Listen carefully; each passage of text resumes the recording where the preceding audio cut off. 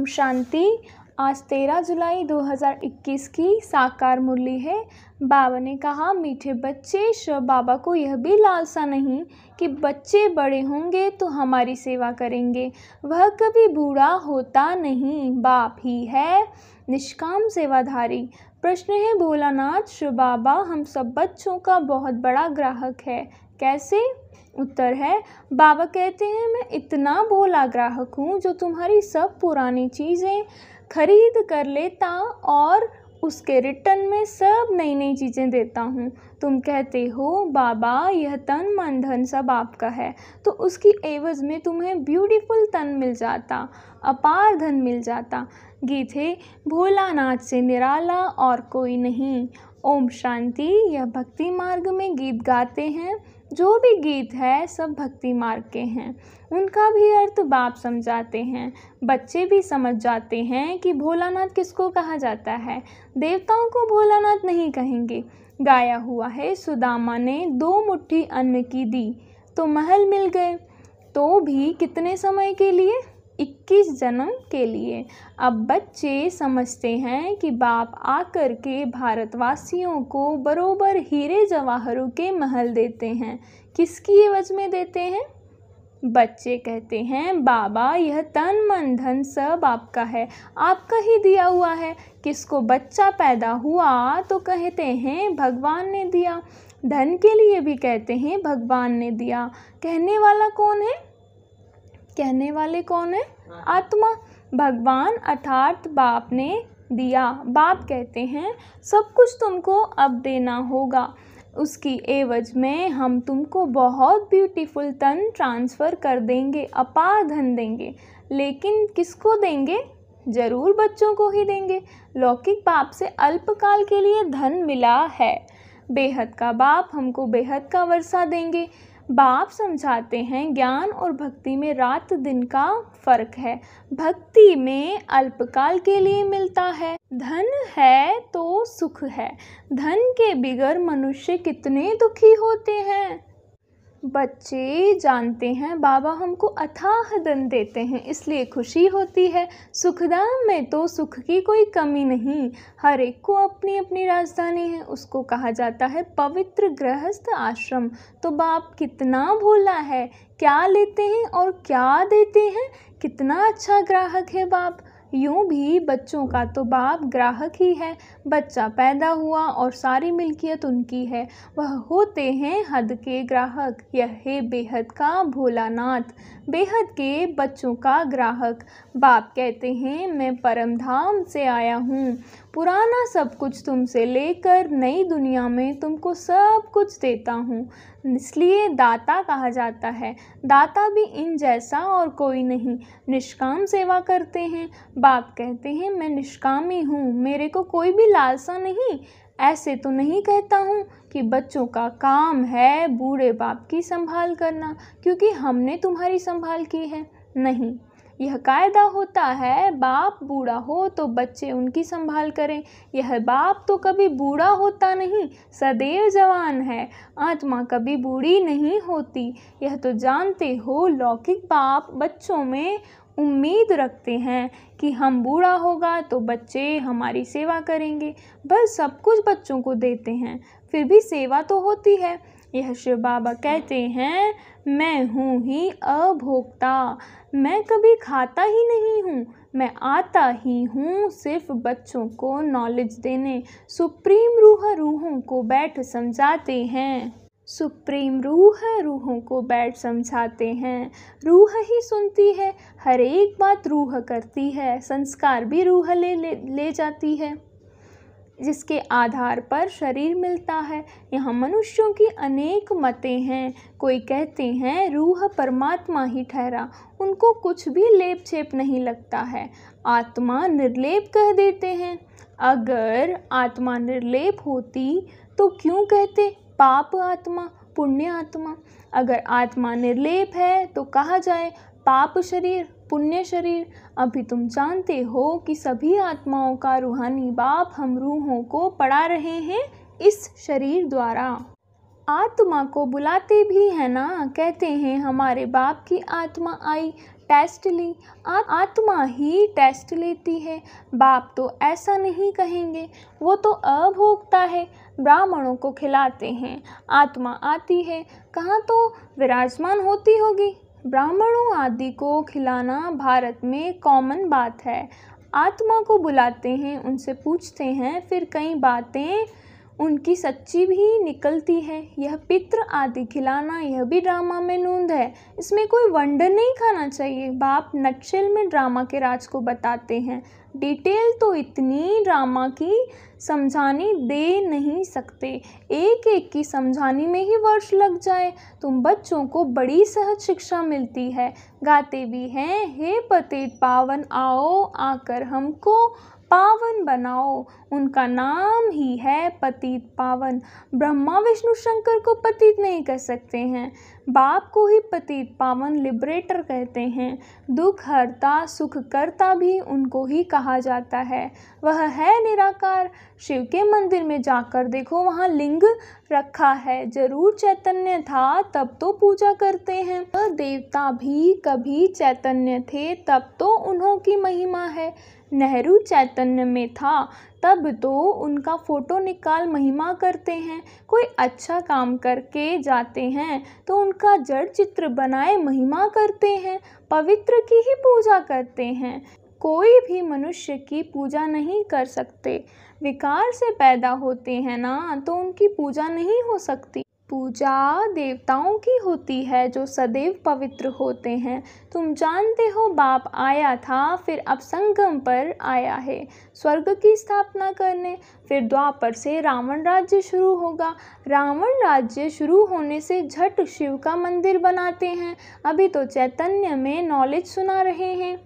वह सत्य है, चैतन्य है, उनकी ही महिमा गाते हैं। निराकार को शरीर तो चाहिए ना, तो बाप ही आकर विश्व को हेवन बनाते हैं। उस हेवन में राज्य करने के लिए तुम पुरुषार्थ कर रहे हो, स्वर्गवासी तुम बन रहे हो। निराकार परमपिता परमात्मा ज्ञान का सागर है, परंतु सुनाए कैसे? कहते हैं, मैं इस शरीर में आया हूँ, मेरा ड्रामा में यह पार्ट है। मैं प्रकृति का आधार लेता हूँ, यह जो पहले नंबर का है, इनके ही बहुत जन्मों के अंत में मैं आकर प्रवेश करता हूँ और इनका नाम ब्रह्मा रखता हूँ। पहले यह सब भट्टी में थे तो बहुतों को नाम दिए थे, परंतु बहुतों ने फिर छोड़ दिया, इसलिए नाम रखने से क्या फ़ायदा। तुम वह नाम देखो तो वंडर खाओ। एक ही साथ सब इकट्ठे कितने रमणीक नाम आए। संदेशी नाम ले आती थी, वह लिस्ट भी जरूर रखनी चाहिए। सन्यासी भी जब सन्यास करते हैं तो उनका भी नाम बदल जाता है, घर बार छोड़ देते हैं। तुम छोड़ते नहीं हो, तुम ब्रह्मा के आकर बनते हो, शिव के तो हो ही, तुम कहते ही हो बाप दादा। सन्यासियों का ऐसे नहीं होता है, भल नाम बदलते हैं परंतु बाप दादा नहीं मिलता, उनको सिर्फ गुरु मिलता है। हठ योगी हद के सन्यासी और राजयोगी बेहद के सन्यासियों में रात दिन का फर्क है। गाया भी जाता है ज्ञान भक्ति और वैराग्य, उनको भी वैराग्य है, परंतु उनका है घर बार से वैराग्य। तुमको सारी दुनिया से वैराग्य है, उनको पता ही नहीं कि सृष्टि बदलती है। तुम्हारा है बेहद का वैराग्य, यह सृष्टि खलास होनी है, तुम्हारे लिए नई दुनिया बन रही है, वहाँ जाना है, परंतु पावन होने बिगर तो वहाँ जा नहीं सकते। दिल में जचता है बरोबर नई दुनिया में देवी देवताओं का राज्य था, तो बाप अब स्थापन करते हैं। तुम जानते हो शिव बाबा को याद करने से हम पुण्य आत्मा बन जाएंगे। है बड़ा सहज परंतु याद भूल जाती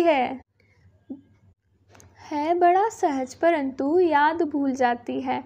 भक्ति मार्ग के रस्म रिवाज बिल्कुल ही अलग है। वापस अपने घर तो कोई जा नहीं सकता, पुनर्जन्म सबको जरूर लेना है। घर जाने का समय एक ही है, फलाना मोक्ष को प्राप्त हुआ, यह तो गपोड़ा है। बाप कहते हैं कोई भी आत्मा बीच से वापस नहीं जा सकती, नहीं तो सारा खेल बिगड़ जाए। हर एक को सतो रजो तमो में जरूर आना है। मोक्ष के लिए तो बहुत आते हैं, समझाया जाता है मोक्ष होता नहीं।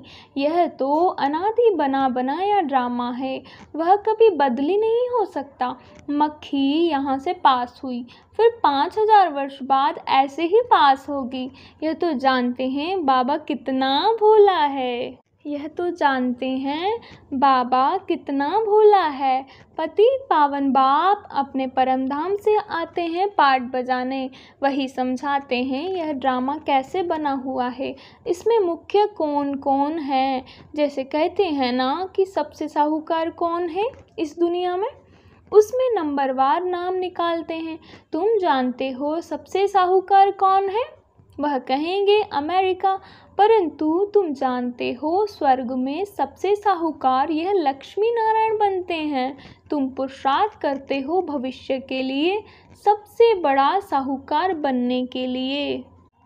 यह रेस है, इन लक्ष्मी नारायण जैसा साहूकार कोई होगा? अल्लाह अवलदीन की भी स्टोरी बनाते हैं, ठगा करने से कुबेर का खजाना निकल गया। बहुत किस्म किस्म के नाटक बनाते हैं। अभी तुम्हारी बुद्धि में है यह शरीर छोड़ स्वर्ग में जाएंगे, हमको कारून का खजाना मिलेगा। बाप कहते हैं मुझे याद करने से माया एकदम भाग जाएगी। बाप को याद नहीं करते तो माया फिर तंग करती है। कहते हैं बाबा हमको माया के तूफान बहुत आते हैं। अच्छा, बाप को बहुत प्यार से याद करो तो तूफान उड़ जाएंगे। बाकी नाटक आदि बैठ बनाए हैं, बात है कुछ भी नहीं। बाप कितना सहज बताते हैं, सिर्फ बाप को याद करो तो तुम्हारे में जो अलाएं हैं वह निकल जाएंगी और कोई तकलीफ नहीं देते हैं। आत्मा जो पवित्र सच्चा सोना थी वह अब झूठी बन गई है, फिर सच्ची बनेगी इस याद अग्नि से। आग में डालने बिगर सोना पवित्र हो न सके तो इसको भी योग अग्नि कहते हैं। आग में डालने बिगर सोना पवित्र हो न सके तो इसको भी योग अग्नि कहते हैं।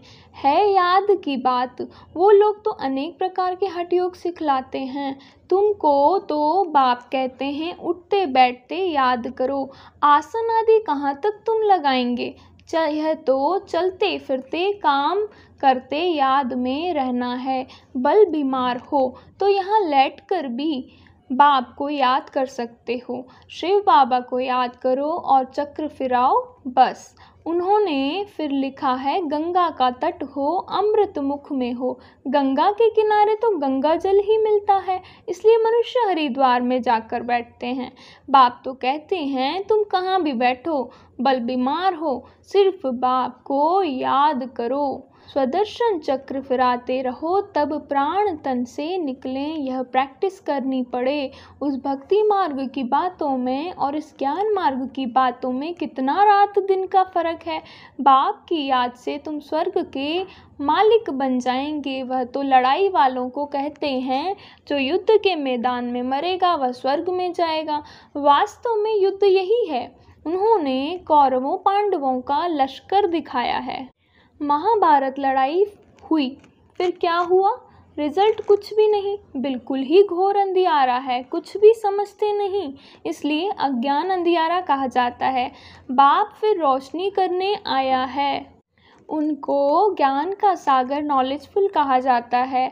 अभी तुमको भी सारा ज्ञान मिला है, वह है मूल वतन जहाँ तुम आत्माएं रहती हो। उनको ब्रह्मांड भी कहा जाता है। यहाँ रुद्र यज्ञ रचते हैं तो बाप के साथ साथ तुम आत्माओं की भी पूजा करते हैं, क्योंकि तुम बहुतों का कल्याण करते हो। बाप के साथ तुम भारत की खास और दुनिया की आम रूहानी सेवा करते हो, इसलिए बाप के साथ तुम बच्चों का भी पूजन होता है। अच्छा, बाबा को याद प्यार देंगे। मीठे मीठे सिकिलदे बच्चों प्रति माता पिता बाप दादा का याद प्यार और गुड मॉर्निंग। रूहानी बाप की रूहानी बच्चों को नमस्ते। हम रूहानी बच्चों की रूहानी बाप दादा को याद प्यार गुड मॉर्निंग। नमस्ते नमस्ते बाप और दादा। शुक्रिया बाबा, शुक्रिया आपका। पद्मा पदम शुक्रिया। धारणा के लिए मुख्य सार में फर्स्ट पॉइंट है, माया के तूफानों को भगाने के लिए बाप को बहुत बहुत प्यार से याद करना है। आत्मा को योग अग्नि से सच्चा सच्चा सोना बनाना है। दूसरा पॉइंट है, बेहद का वैरागी बन इस पुरानी दुनिया को भूल जाना है। दुनिया बदल रही है, नई दुनिया में जाना है, इसलिए इससे संन्यास ले लेना है। दुनिया बदल रही है, नई दुनिया में जाना है, इसलिए इससे संन्यास ले लेना है। आज वरदान दे रहे हैं बाबा, ज्ञान की पॉइंट्स को हर रोज़ रिवाइज कर समाधान स्वरूप बनने वाले बेगमपुर के बादशाह भव। ज्ञान की पॉइंट्स को हर रोज़ रिवाइज कर समाधान स्वरूप बनने वाले बेगमपुर के बादशाह भव। ज्ञान की पॉइंट्स जो डायरियों में अथवा बुद्धि में रहती है, उन्हें हर रोज़ रिवाइज करो और उन्हें अनुभव में लाओ, तो किसी भी प्रकार की समस्या का सहज ही समाधान कर सकेंगे। कभी भी व्यर्थ संकल्पों के हैमर से समस्या के पत्थर को तोड़ने में समय नहीं गवाओ।